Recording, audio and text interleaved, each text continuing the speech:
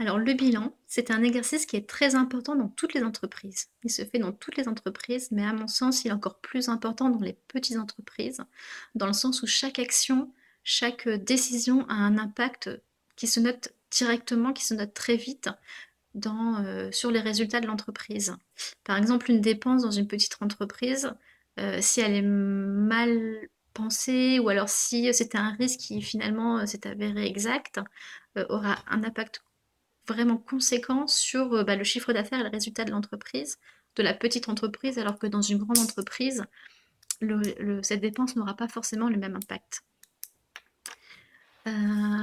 Donc vraiment, cet exercice est vraiment très important, et je le répète vraiment dans les petites structures encore plus pour moi. Et donc c'est un exercice qui permet de capitaliser sur ses succès, vraiment de se dire, bah tiens, ça a bien marché, je suis contente, je suis fière, ça me remotive, je vois que je me suis pas trompée de chemin.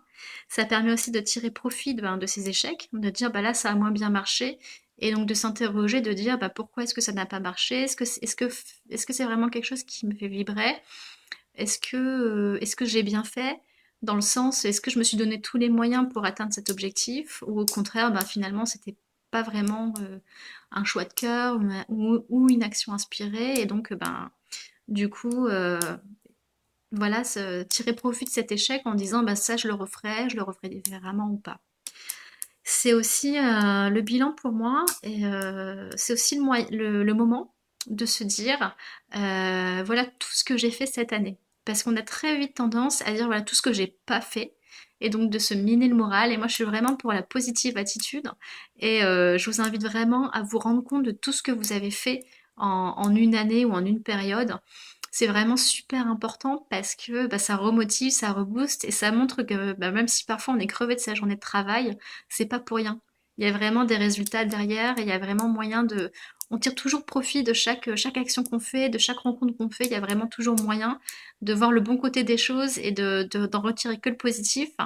Et je trouve que c'est vraiment dommage que la plupart du temps, et moi la première, hein, on voit toujours plutôt le côté négatif, le truc, ce que j'ai pas fait, plutôt que de se dire, bah finalement, cette période-là a été vraiment profitable, et j'ai vraiment, même si j'ai pas fait tout ce que je voulais, j'ai quand même fait pas mal de choses que je voulais, j'ai vraiment fait des choses qui me faisaient vibrer.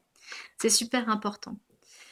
Le bilan pour moi, c'est le moment aussi de se rendre compte de toute l'expérience qu'on a acquis, donc de tout ce qu'on a acquis, parce au cours d'une période, ben, on lit, on discute, on papote, on réseaute, on produit, et donc finalement on évolue. Et donc pour moi, c'est aussi le moment de se dire, bah voilà, qu'est-ce que je peux rajouter sur mon CV en faisant mon bilan, après avoir fait mon bilan, quelle expérience j'ai acquise, quelles compétences j'ai acquises, ou alors quelle expérience ou compétence j'ai renforcée. C'est vraiment aussi super important. Et je trouve que c'est bien de le faire, entre guillemets, de mettre son CV un petit peu à jour régulièrement, plutôt que de le voir le faire une fois et d'oublier la moitié des choses. Je trouve que c'est vraiment super, super important, super gratifiant, super valorisant, super motivant de le faire régulièrement. Et je trouve que le bilan, c'est un exercice qui s'y prête vraiment très bien. Moi, le bilan, la manière dont je le tourne et dans la manière dont je l'ai tourné pour moi dans ma micro-entreprise, c'est vraiment, il y a vraiment une partie ressentie, donc une partie vraiment qui est vraiment du ressenti autour de l'outil principal d'une petite entreprise. Donc c'est son fondateur, sa fondatrice, l'entrepreneur, l'entrepreneuse.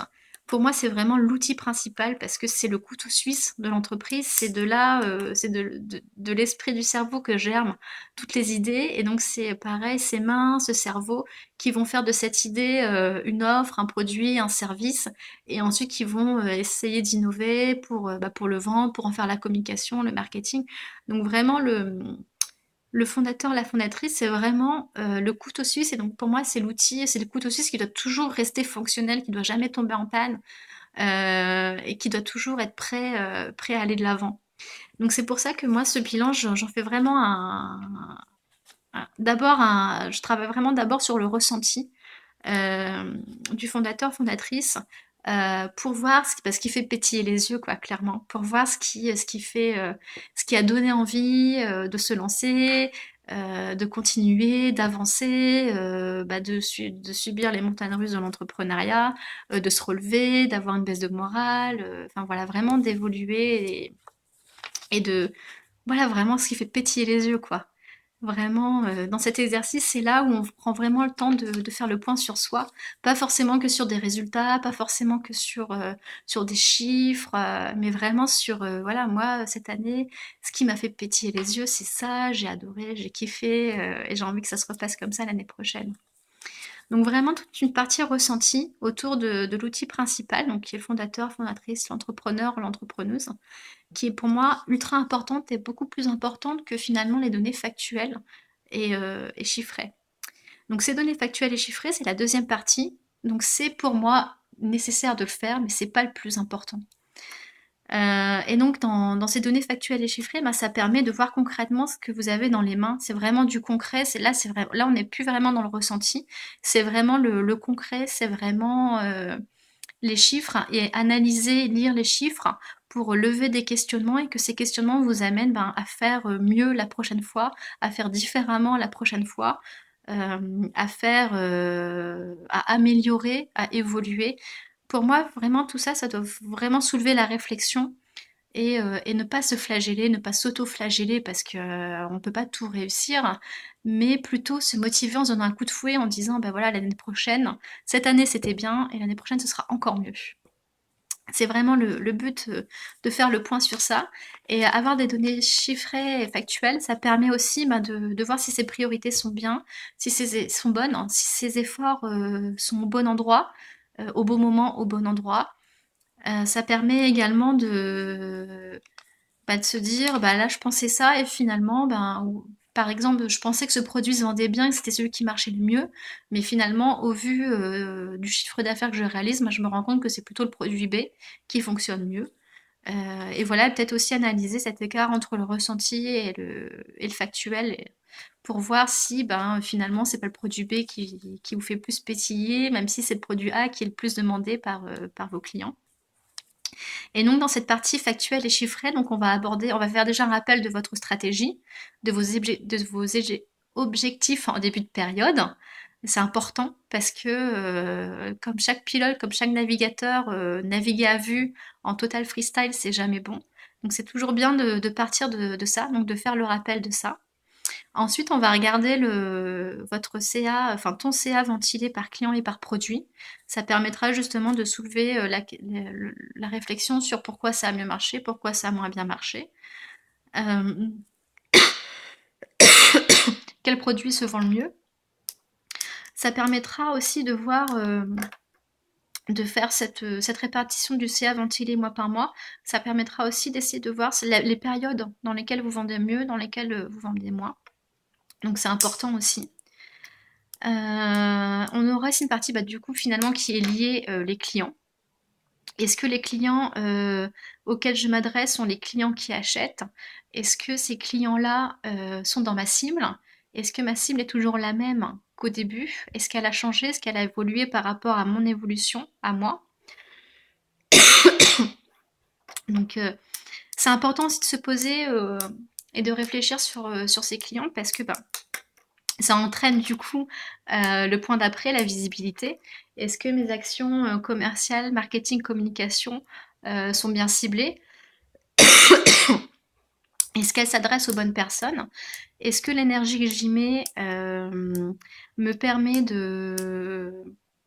Est-ce que l'énergie que j'y mets a la portée que j'espère? Donc je ne sais pas si vous faites des publications tous les jours sur Facebook, c'est du temps, c'est de l'énergie. Est-ce que c'est nécessaire? Est-ce que ça vous rapporte quelque chose ou pas?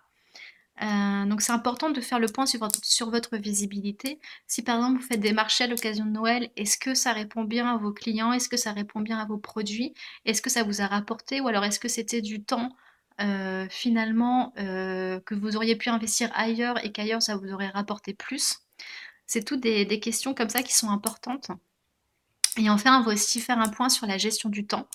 Est-ce que mon temps, je pense l'avoir bien utilisé cette année? Ou alors est-ce que parfois je l'ai un petit peu gaspillé? Comment est-ce que l'année prochaine je peux faire pour l'optimiser au maximum? et peut-être passer le moins de temps dans mon entreprise et plus de temps avec ma famille, ou alors passer plus de temps dans mon entreprise, mais que vraiment le temps que je passe dans mon entreprise me rapporte quelque chose. C'est très important. Donc voilà un petit peu tous les points qu'on va voir. Et donc vraiment, l'idée de cet exercice, l'idée du bilan, c'est vraiment pour qu'à à la fin de toutes les questions, que tu saches clairement ce qui t'a plu, ce qui t'a déplu, ce que tu as aimé faire, ce que tu n'as pas aimé faire, ce que tu aimerais refaire mais différemment, refaire exactement pareil, ou alors vraiment ce que tu voudrais plus refaire parce que ça te fait vraiment pas pétiller les yeux, que tu prends aucun plaisir et que de toute manière ça marche pas. L'idée c'est vraiment de s'amener à la réflexion, vraiment et vraiment j'insiste hein, de ne pas s'auto-flageller. C'est de s'amener à la réflexion pour vraiment s'améliorer l'année d'après. C'est vraiment important de capitaliser et de s'améliorer en continu, mais c'est pas du tout l'objet de se punir, quoi, ou de se culpabiliser en se disant tiens, j'ai pas fait ça, j'aurais dû, nanana. Non, l'idée c'est que c'est fait. On analyse ce qui est fait pour justement préparer la période d'après, l'année d'après, de manière à te mettre le plus possible dans une position de succès en ayant des données factuelles et chiffrées, en sachant ce qui marche et ce qui ne marche pas, et en fonction de ton ressenti, de se dire bah tiens ça me fait vraiment kiffer, je continue à fond, ou alors bah là ce produit-là je le vends bien mais il m'intéresse moins maintenant aujourd'hui, comment est-ce que je peux faire pour le vendre différemment, enfin voilà. Et donc vraiment l'idée c'est de vraiment t'aider à préparer ben, ta prochaine stratégie, quoi. C'est de vraiment tirer le positif de ce qui s'est écoulé sur ta stratégie précédente et de positif et négatif et de vraiment préparer le plus positivement, le plus motivant pour toi parce que vraiment tu auras mis des choses qui te font vibrer, qui te font kiffer dans ta prochaine stratégie. Et donc vraiment c'est de préparer une stratégie où tu sais déjà que ça, où t'es motivé, quoi. Où tu te dis bah tiens sur le papier, là, aujourd'hui, avec les infos que j'ai aujourd'hui, la photo que j'ai aujourd'hui, ça, c'est ce qui va me faire vibrer. Je suis prête à y aller à fond, quoi. Donc, c'est vraiment l'idée de ça. Et puis, ben, je le répète encore, mais pour moi, le bilan, c'est aussi l'occasion bah, de faire le point sur toutes ces acquisitions, ces évolutions, et donc finalement de son expérience. Vraiment, c'est de se dire, bah, tiens, cette année, j'ai gagné ça en expérience. Et peut-être aussi se dire, bah tiens, il faudrait que je m'améliore sur tel point, tel autre point. Ou alors, bah là, je voulais me former sur ça, mais finalement, je me rends compte que ben, finalement, je sais bien, je suis formée, je sais le faire, il n'y a pas besoin, ce serait du temps que je pourrais passer ailleurs sur des choses qui me font plus, qui m'intéressent plus. Donc voilà. Donc pour préparer le bilan, ce que tu peux préparer en avance, du coup, c'est un peu toutes les données de ton entreprise. Donc ta stratégie, ton fichier client, tes recettes dépenses, le suivi de ton temps, euh, ton calendrier éditorial, les actions de visibilité que tu as pu faire, donc les marchés, enfin, que ce soit digital, en ligne ou alors en présentiel, tout ce que tu as pu faire, tes lectures, enfin vraiment toutes les données de ton entreprise. Donc tu peux les préparer en avance. Après, si tu les as pas, jour par jour, forcément, ou alors point par point, je vais te les demander, donc n'aie pas peur. C'est parce que moi j'aime bien préparer un petit peu tout à l'avance, mon côté maniaque. Donc voilà, donc tu peux préparer un peu tout ce dont tu as besoin. Et, euh, et donc je vais terminer cette vidéo en rappelant un petit peu les mots d'ordre de cet exercice de faire le bilan. Je suis vraiment partisane pour plus de qualité et moins de quantité. Donc ça, c'est vraiment mon mot d'ordre, c'est vraiment sous cet axe-là qui est tourné cet exercice. Je suis aussi pour l'amélioration continue et comme je l'ai dit, on s'auto-flagelle pas, on ne culpabilise pas, ce qui est fait, maintenant on va de l'avant. Mais on va de l'avant en s'améliorant. On ne refait pas les mêmes erreurs, les mêmes échecs, on s'améliore. On apprend de ces erreurs, on apprend en marchant. Et le troisième point, en mot d'ordre que j'ai mis, c'est vraiment la réhumanisation du monde professionnel. Parce que voilà, moi si je travaille avec les petites structures, c'est parce que dans les grandes structures, je trouvais que ça manquait beaucoup. Et donc pour moi, c'est vraiment quelque chose de très important, ce côté humain, ce côté où bah voilà, on fait en fonction de ses limites, de ses contraintes, de ses possibilités, de ses envies, de ses souhaits, de son énergie physique du moment, enfin de la vie en général. Et voilà, enfin, c'est vraiment très important pour moi de remettre l'humain au centre. Donc c'est pour ça que ça s'axe autour de ça. Et donc enfin le quatrième mot d'ordre, le dernier, ça va un peu me répéter, mais c'est très important pour moi, bah, c'est mettre à jour sa palette d'expériences et de compétences. C'est vraiment faire le point, tout ce que vous avez appris, et c'est important. C'est important, ça motive, et voilà. C'est votre palette d'expériences et de compétences, c'est votre CV, et c'est important, et je trouve que vraiment le bilan, c'est un exercice qui s'y prête vraiment bien. Donc voilà, bah en tout cas, je vous souhaite un bon bilan. Je serai là, pas loin. Et, euh, et donc je pense que ça va être un exercice. Moi, ça me fait pétiller les yeux, ça m'a fait pétiller les yeux quand je l'ai fait pour moi, et j'espère que ça va vraiment être le cas pour vous.